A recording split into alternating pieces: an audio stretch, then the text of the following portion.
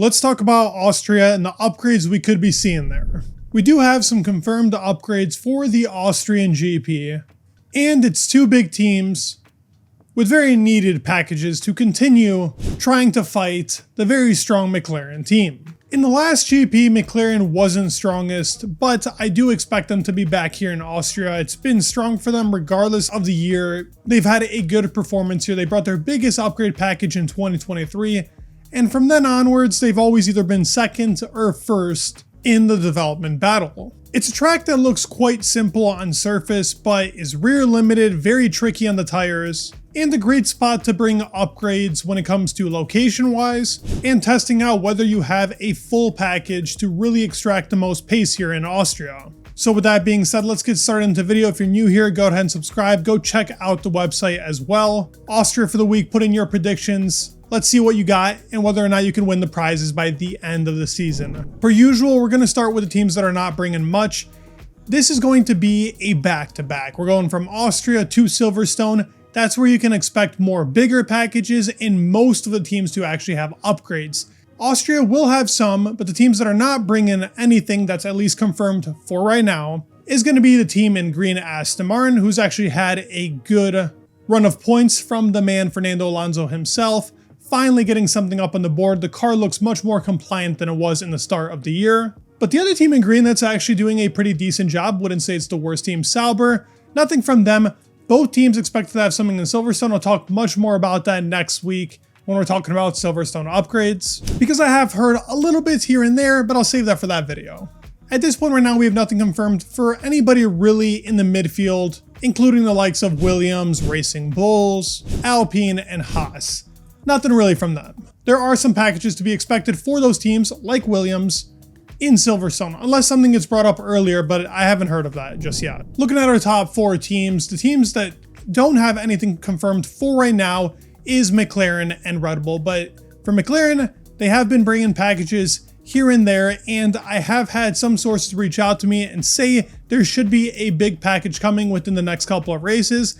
I don't think that big package was that front wing that was experimental, put on for a bit. In Lando's case, they did also end up changing the front suspension, which, if we take the word of Andrea Stella, who is their team principal, has said it was something Lando was running and Oscar decided not to. The whole idea with his front suspension was to give more feel for Lando Norris because he says the car has a very numb feeling with the amount of anti-dive put into it. I actually made a whole video talking about their front suspension layout and how that bump steer in the front suspension is very important for that car's front tire degradation. Go ahead and check that video out. Went fully in depth with McLaren, but this car continues to shine. Canada was that one exception, and Canada is rear limited. Austria is even more on that rear limited scale. I expected them to be fighting for a victory, but it looked like the Mercedes car was the strongest. So it's going to be a battle as to see how these real top four, top three match up, and whether or not they're at the top again. The car isn't looking as strong as it was in the beginning of the season, but that's natural. They haven't had as many big upgrades as the other teams. Mercedes recently brought a floor, definitely helped out a bit. So that's why there's a lot of big expectation between Austria and Silverstone and whether or not the team in orange can actually capitalize and bring that big package, which I have heard about should be coming for either here or Silverstone. I actually expect more Silverstone though. The Red Bull car did a good job in Canada, but did not have the tires to keep up with Russell. This could be due to him being behind Russell, being in the dirty air, more tire degradation, and then naturally, he just couldn't catch him. The car was strong on a track that's been traditionally pretty good for Red Bull. The rear limited tracks have not been their best, but much more improved than the RB20 that really struggled in the second half of the season on any rear limited tracks. From Red Bull as well, I've heard nothing coming into Austria, maybe something on the rear wing. Same thing with all these teams that I mentioned before. That's circuit specific stuff. I want to get into the more performance driven stuff. Like right now, let's talk about the two confirmed upgrades coming here. Now I feel like a broken record talking about Ferrari. Rear suspension floor. Say that again? Rear suspension floor. Whatever track it ends up coming to, I'm not sure. But right now, Vasseur has confirmed to us that upgrades will be coming here because he said before the UK. There is no other track that is before the UK. So there will be something coming to this team. Lewis Hamilton has talked a lot about the other teams around upgrading while the Ferrari hasn't. It's not like it's been too bad in bringing performance upgrades, but understanding the car has been a bigger problem for them. Every season in this regulation period, Ferrari continues to struggle with understanding the package they have and getting it into a good, optimal setup for both qualifying and the race.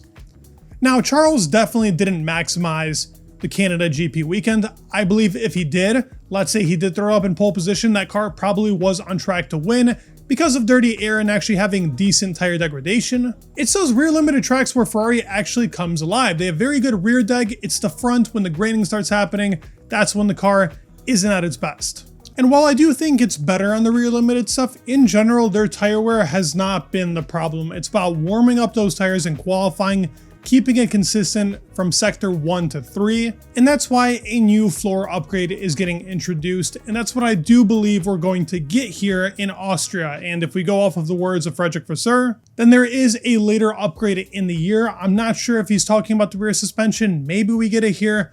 I'm not going to say anything. There's no confirmed pieces. Maybe it's the rear suspension. They wait on the floor. We'll have to see. But in general, the team, it's struggling. Just being consistent from track to track. They don't have that outright performance in qualifying to really compete with what are now the top teams, Mercedes, Red Bull, and McLaren. Speaking of one of those three, Mercedes is bringing a performance upgrade confirmed by Simone Resta, saying going into Austria, of course, we've got also new parts coming into the car in those races that will always help, let's say, in improving the performance. Specifics aren't mentioned, but they did bring in Canada a floor corner and floor edge to improve yet again on that aerodynamic load, giving more downforce to the car, making it more consistent like it was in the beginning of the year. And Canada is a track that every year they come to, they do a pretty good job. So Austria will be more of a test. Yes, George Russell didn't end up winning there last year, but if you do remember, two guys, Lando and Verstappen, came together. So unless that happens again this year, which considering Lando's pace, we'll have to see if he's fighting for victory. It's been a track that he's loved for a very long period of time. So I do hope he's up there again. Those are your confirmed upgrades for Austria. It's going to be Mercedes and Ferrari from what we've heard. Nothing too into detail. Silverstone will be much bigger. I'd love to hear your thoughts down in the comments below. Who do you believe is going to win? Go check out the website and drop your predictions. Please leave a like, subscribe. It would mean the world. And peace.